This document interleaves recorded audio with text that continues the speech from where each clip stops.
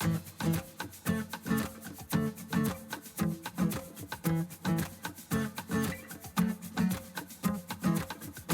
podcast is a quest for well-being, a quest for a meaningful life through the exploration of fundamental truth. Enlightening ideas, insights on physical, mental, and spiritual health. The inspiration is love. The aspiration is to awaken new ways of thinking that can lead us to a new way of being well. Welcome to Body, Mind, and Soul Healing Conversations.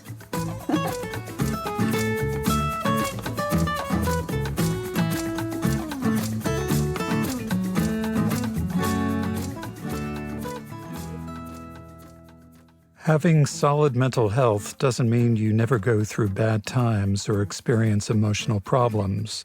We all go through disappointments, loss, and change. And while these are normal parts of life, they can still cause sadness, anxiety, and stress. But just as physically healthy people are better able to bounce back from illness or injury, people with strong mental health are better able to bounce back from adversity, trauma, and stress. This ability is called resilience. People who are emotionally and mentally resilient have the tools for coping with difficult situations and maintaining a positive outlook. They remain focused, flexible, and productive in bad times as well as good. Their resilience also makes them less afraid of new experiences or an uncertain future. Even when they don't immediately know how a problem will get resolved, they are hopeful that a solution will eventually be found.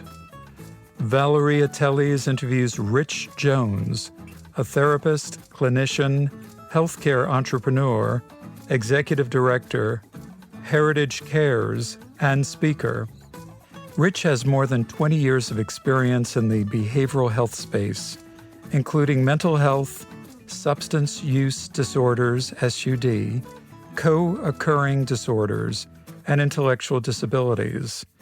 He has been the founding CEO of 2 nonprofit organizations and 2 for-profit businesses dedicated to disrupting the behavioral health space for the betterment of people in need. Rich is well respected in the recovery world and a pioneer in the industry. That's why he was tapped to lead Heritage Cares, a division of Heritage Health Solutions. Rich is passionate about providing quality care and supporting individuals that struggle with stress, substance use, and suicidal ideation. He has built his career on helping people who need the unique, flexible, evidence-based support that our platform delivers. Traditional one-size-fits-all methods of addiction recovery support only the 10% of people with substance use disorders who can admit they have a problem and reach out for help. Through his leadership of Heritage Cares, we have found a fresh new way to engage and help the other 90% in addition to their families, which is a game changer. Our innovative platform involves virtual support and certified peer coaches who engage and connect with individuals and make recovery attainable. Rich is helping people re-engage in the community and live a good life. Meet Rich at heritagehealthsolutions.com. Here is the interview with Rich Jones.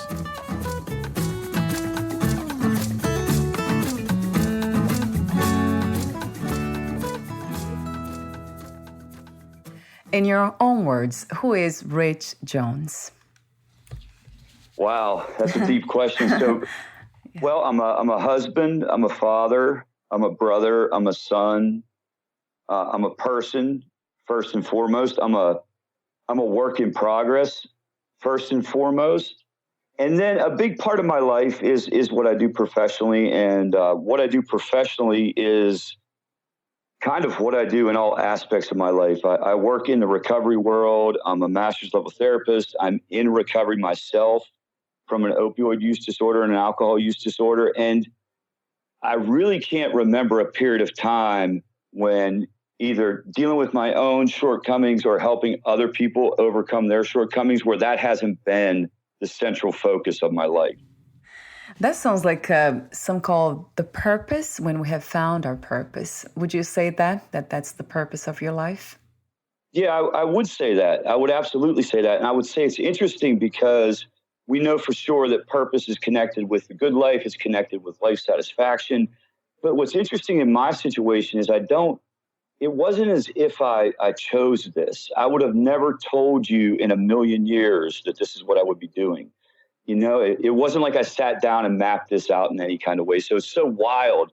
If you would have talked to me, 30 years ago and said, you'll be a therapist, you'll be trying to help people, I couldn't even imagine it.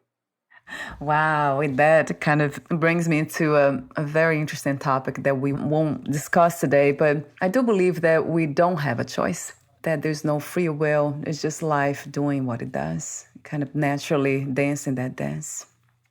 No, and you're right. We could go off into the weeds with that, but I kind of agree. I agree with you. So my second official warm-up question is about mental health. What is to be mentally healthy from your perspective? How could you describe that? Yeah, it's a great question. And I think sometimes it's misunderstood where people think that certain people have a mental health issue and other people don't. And it gets really caught up in this diagnostic kind of prescriptive system. And that's not how I think about mental health. Mental health, we all have different characteristics of certain types of mental health, good and bad. We all have certain levels of depression with us. We all have certain levels of anxiety with us. Mental health is this constant pursuit, just like physical health. It's not like you're either sick or you're well. There's also this physical health aspect where you do things to maintain your health. That's how I think of mental health. Not let's wait till you have a diagnosis and fix you. It's you do things to maintain your mental health. So when it comes to mental health needs, how do we learn to recognize them? So there are some, it depends on what the issue is, obviously. When you start talking about things like depression and anxiety, which anxiety is the most common mental health diagnosis out there. Depression follows short right behind it.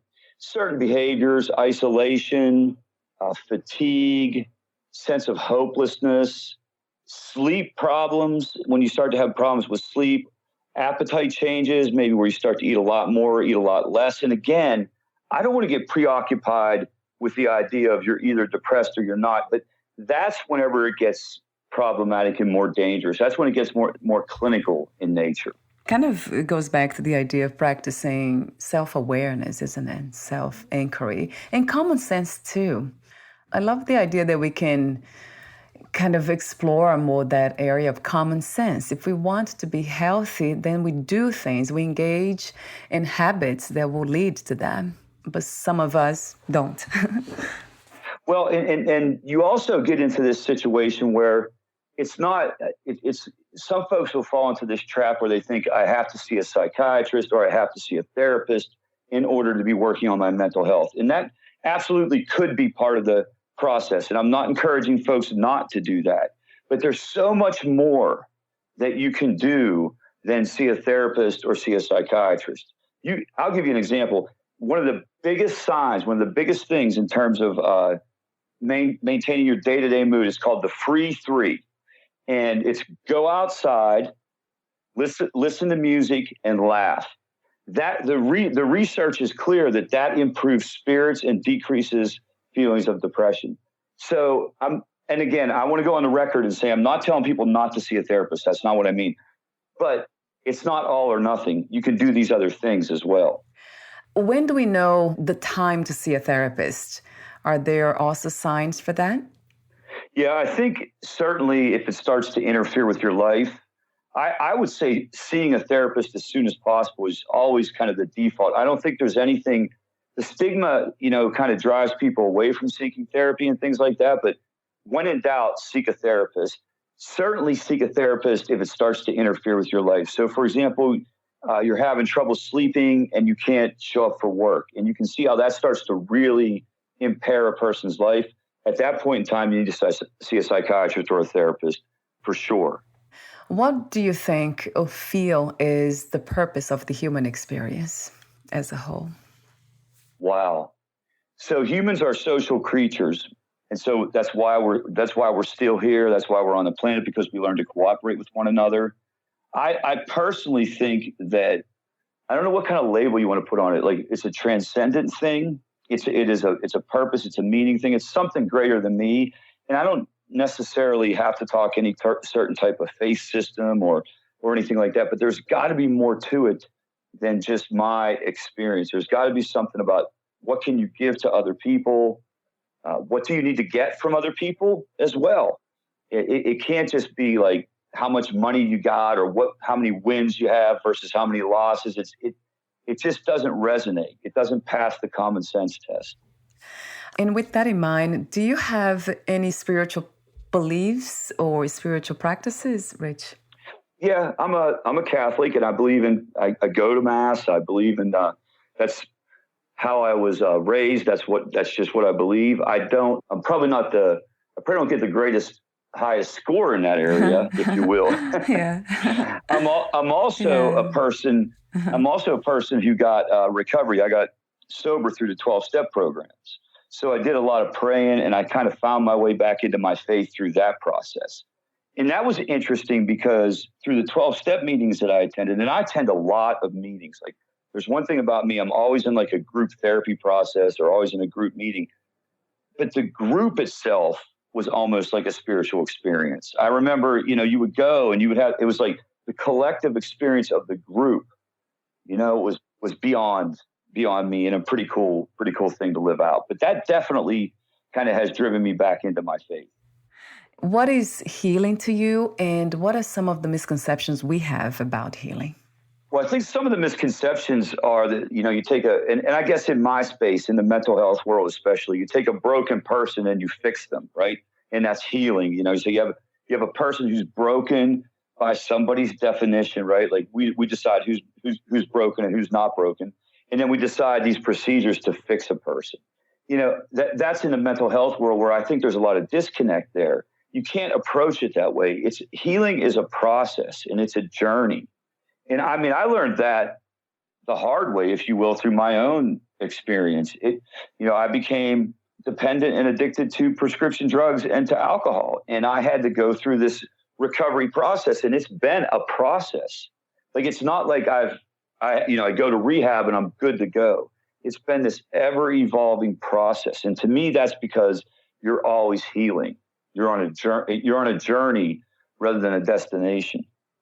In a way, we can not say that we're healed, right, Rich? Is that something that some of us could say? It's so interesting you say that, because one of this, like in the recovery rooms, there'll be a big debate about, do you call yourself a recovering addict? Do you call yourself a person in recovery, or do you say you're recovered? Right? It's kind of the same thing.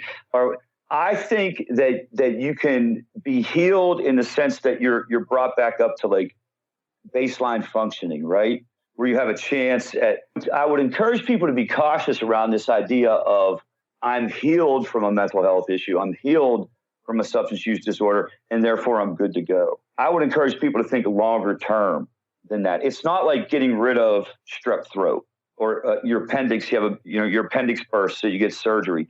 It's not like that. It's more of an ongoing process. I tend to see it that way as well. At a deeper level, because I don't believe in choice, I think we are all whole and healed. So there's nothing really, it's just life doing what it does. So it's everything's natural. There's nothing that's not natural. Yeah, it's happening. At that level of functionality or practicality, then it's different. And even connecting with others and living this life with joy and peace, that requires a lot of healing, constant healing. Yeah. That I agree. Yeah. I think that's one of the reasons why it's so hard for people to understand the process of mental health and treat mental health the same way that they treat physical health, because it's not a fix. It's not precision medicine where here the issue was, this is what we do to it. We give you antibiotics and then you're fixed. It's not like that. So it feels so different from other health issues. Yeah, it requires going deeper into the root, the cause of what's causing the symptoms, right? It could be depression, sadness. What is it? And sometimes I think we can never find that. And it's okay to be sad sometimes. And it's okay to, I agree. Right, to be depressed sometimes. I agree. My last warm-up question is about freedom. What is freedom to you? What is to be free? So I think to me, to be free is to have, and it's interesting, it isn't about laws and political parties or anything like that. It's to have choice in my day-to-day activities to kind of find my own destiny, or at least work toward my own destiny. And people have different levels of freedom beyond like rules and laws and things. Like I have a lot of advantages, or I had a lot of advantages. For example, when I got into recovery, I had a lot of resources. So I had a lot of freedom. I had a lot of freedom to do what I wanted to do. I could go get treatment. I could go to college. I had a lot of freedom to, but other people don't have that. So we have to be real. We're not, they don't have the same freedom to reclaim their life. So that's kind of the way that I think of it. Beyond just laws and expectations, there's also the reality of what life's like. So you are a therapist, clinician, healthcare entrepreneur, executive director of Heritage Cares. Talk to me about Heritage Cares. It's a division of Heritage Health Solutions. What are the services that you provide there, Rich? Heritage Cares combines technology and online video content. So picture like Netflix for recovery. We have the country's largest collection of therapist-led educational material and stories related to substance use disorder and mental health. So you go on, we call that U-Turn. You go on that platform and you can learn all about substance use disorder. You can learn all about issues related to marijuana. You can learn all about anxiety disorder, all about stress management. What we do is we've taken peer coaching. So folks who've been there, done that, people who've dealt with either mental health problems or substance use problems, and we've integrated them into the platform to provide, in addition to the educational video content, we provide state-of-the-art recovery coaching services. So we work with treatment centers, for example. Treatment centers, when they send folks home, we provide the aftercare services. Because what we know is, back to our original point, recovery is not an event, it's a process. So when people leave rehab, they need somebody to support them through that process. So we provide those services. We provide re-entry services for folks coming out of the prison or the jail system. So picture a person, I have a guy that I know that I work with, and he has spent like the last 20 years in prison. So what's life going to be like for him? We provide back-end support for that as well. And then also with veterans and military groups, corporations as well. We work B2B, through the business to the consumer. With that in mind, I have a question for you. I know the topic of the conversation from now on will be the power of positive thinking, but I have a question about the cause of addiction. Has somebody found what causes addiction? It's debated. So there's the most common thing is this biopsychosocial model where certain folks are born with a vulnerability toward addiction. So there is a genetic component, but that doesn't mean that everybody winds up with it. So you have the conditions for substance use disorder, and then you have an environment that supports it, and it kind of grows out of that. So it's kind of like nature and nurture. And there's truth to that. Interestingly, the number one indicator of whether or not a person will develop a problem with substances is age of first use. Yeah, how young you are when you start to use regularly is the number one predictor. And that goes even beyond genetics. And it's really, I'll be honest with you, there's a big debate now around what causes addiction, and the conversation is being opened up. Some folks are saying it's all learned behavior. So it's very interesting to watch the field kind of unfold over the last few years. Yeah, right. It's a very interesting exploration into the human behavior, mind, how it works, why it does it, what it does. But ultimately, like we touched earlier, is life is trying to do something. It might be trying to balance. It's a balance. It seems to me like it's a sort of, it's searching for balance, as we see in nature itself. Well, and we try to figure it out, and we think we're going to figure it out. But when it comes to things, when it comes to things like this, matters of the mind, I don't think that we'll ever know exactly how it works. I just don't think it'll be that precise. It's not like a broken leg that you can point to a broken leg and said, look, your leg is broken. You can't do that with substance use disorder or mental health issues. It just doesn't work that way. And so positive thinking, do you connect positive thinking to resilience? I do. I connect positive. The first thing I want to say about positive thinking or positive psychology, it's an intentional practice.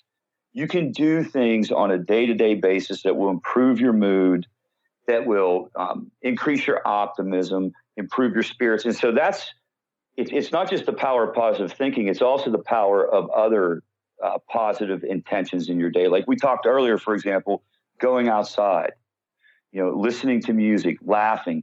That's another example. So beyond just the way we think, it's also the way we act. So positive psychology is concerned with the good life, you write. So talk to me about what is the good life? What would that look like? What's the vision of that? Can we achieve that?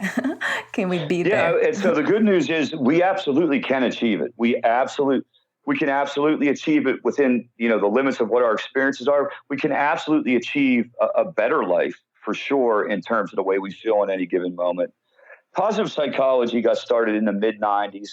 It was started by Martin Seligman and his colleagues. It was basically, they were trying to figure out, instead of just diagnosing what's wrong with people, and let's try to figure out, what about happy people? What about people who report high levels of subjective well-being? What is it about those folks?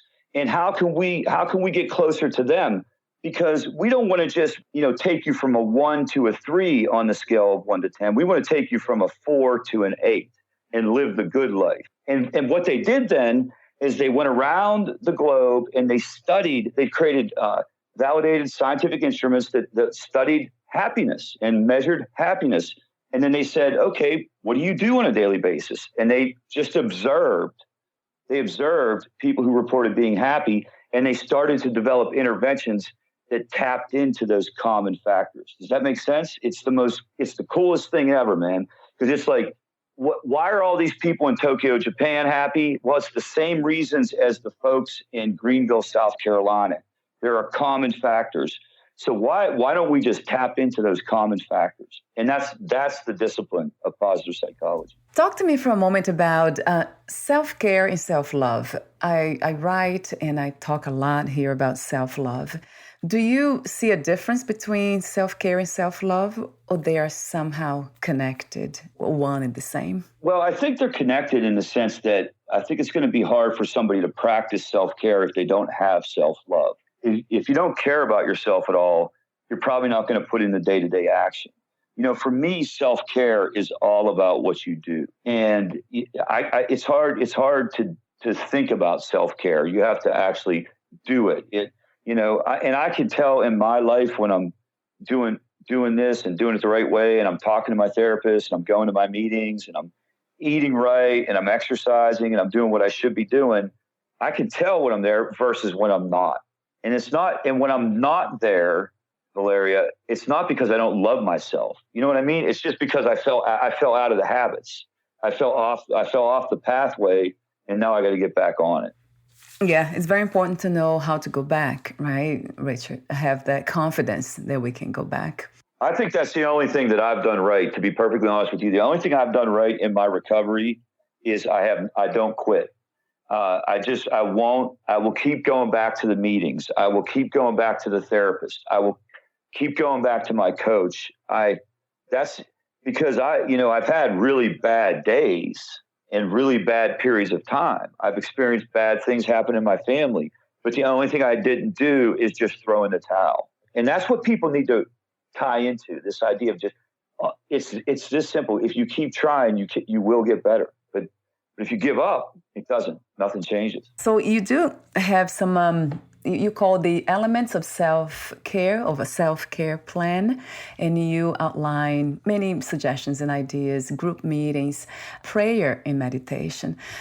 Talk to me about prayer. Is that something that people who are not religious or they don't consider themselves spiritual, is that still something that they can engage in? Prayer, yeah, I believe so. Yeah, I believe the biggest thing with prayer and meditation, and that's something that I learned or I heard about through recovery rooms. So about 20 years ago when I got in recovery, that's when I first started to hear about this and do this. And I think even the fact of just like sitting quietly, if you're able to do that, and you don't have to pray in a certain way or to a certain thing, but even just sitting quietly, maybe more on the meditative side of that. And the benefits to that, it's if people give it a shot, they'll see what we're talking about. It isn't like this magic moment where I had this like spiritual awakening where I saw the light or anything. It's just that it's more of a kind of a grounding experience. And that surprised me that most of us don't really feel comfortable with silence. I love silence myself. Well, whenever you learn how to be a therapist, one of the things that they make you do is sit with a person in silence and not say anything. It's one of the hardest things to do. It really does. You get very uncomfortable. You feel compelled to say something, right? And fix the situation. Yeah. As if silence it's a problem, right? It's right. something to be fixed. As if silence. Yes, it can't be there. Get rid of this silence. Yeah. Yeah, we want to fill all the spaces. And then yoga, that's exercise yoga. It's another suggestion. Positive psychology programs, also individual therapy. And then you also suggest another tool, it's called PERMA, PERMA. Talk to me about that, Rich. So that's a very, again, when they studied folks across the globe, they found that there were certain areas that people had present in their life when they reported high levels of happiness. And it's not like 20% in each area. It's just a way of looking at your life and asking yourself some quick questions. So the P stands for pleasure or fun. You got to have some fun. When was the last time you went out and just did some frivolous, kind of joyful fun? E stands for engagement. You have to have something in your life that catches your attention and captures your spirit and gets you into the flow state. For me, it's these like podcasts. Like I love talking about psychology and mental health, and time just flies by, right? That's when you know you're in flow. So get into a little bit of flow. The R stands for relationships, quality over quantity. Who do you hang out with that lifts you up? Who do you hang out with that pulls you down? Two different types of people in the world. People walk into the room and everybody's happy. People walk out of the room and everybody's happy. You want to spend more time with positive people. The M is for meaning. And we've talked a lot tonight about meaning. What do you believe in beyond you? And then the A stands for attitude. That's the thinking stuff. You can choose your response to any given situation. So what we would ask people to do in our coaching practice, we basically say, take a look at your life, and are there any glaring areas? And it provides a framework for people to start the process. They're almost like seeds, fundamental seeds, planted in our minds. Absolutely. Oh, I love the idea of fun. Yeah, they are so fundamental, all of them. But fun, we sometimes forget to have fun. So true. Especially in today's world, you're not allowed to have fun. You got the next thing to do, Yeah, it's all about doing. And But then when you think about it, we are going with all this, because in the end, it's all about the love that we experienced, gave and received, the fun we had. Absolutely. Yeah, not money or the achievements, although they can help too. Some people, they leave a beautiful legacy right behind without having any fun. So I guess it's life is this beautiful paradox of holding everything true in a way, doing and not doing. Thank you so much, Rich, for your presence here today, for your wisdom, sharing your deep wisdom, the work you do, how you do it. Thank you for your participation in the healing, I would say, in the healing construction of the world.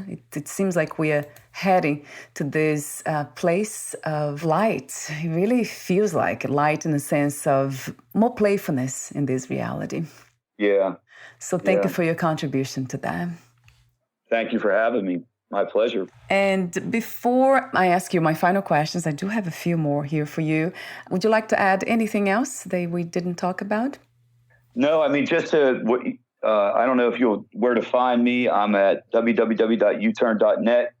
www.recoverycartel.com. If you're looking for more information, that's where you can find me. Wonderful. And I'll have the link on your podcast profile too. Yeah, and then, of course, the Heritage Care site as well. Oh, yes, right. Let me see if I have them here. Because if I don't, then I'll talk to you by email and then have those links. But I believe I do. Oh, I think I don't have them here. I don't have all the websites that you just mentioned. So should I get Karen to send them to you? Yes, that would be really helpful. Yes, thank you. Okay. So I'll have that on your podcast profile. And my last questions to you are, how do you define success these days? What is to be successful to you?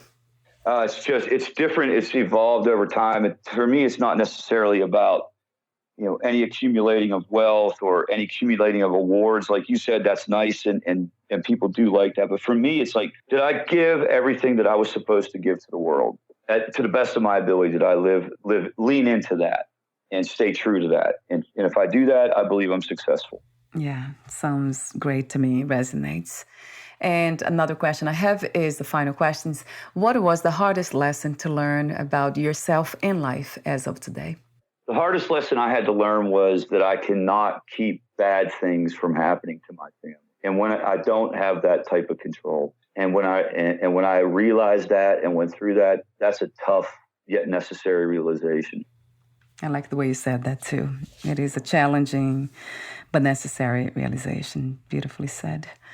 And what is another word for healing? I think recovery is another word for healing. And my last question is, what are 3 things about life you know for sure as of this moment? I know for sure that there are more good people than bad people, but I know there are bad people.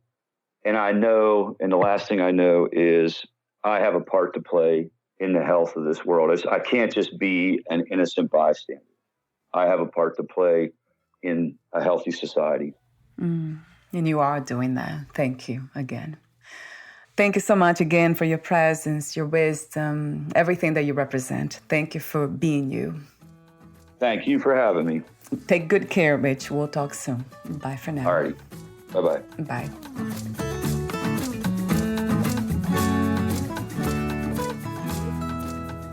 Thank you for listening. To learn more about Rich Jones and his work, please visit heritagehealthsolutions.com.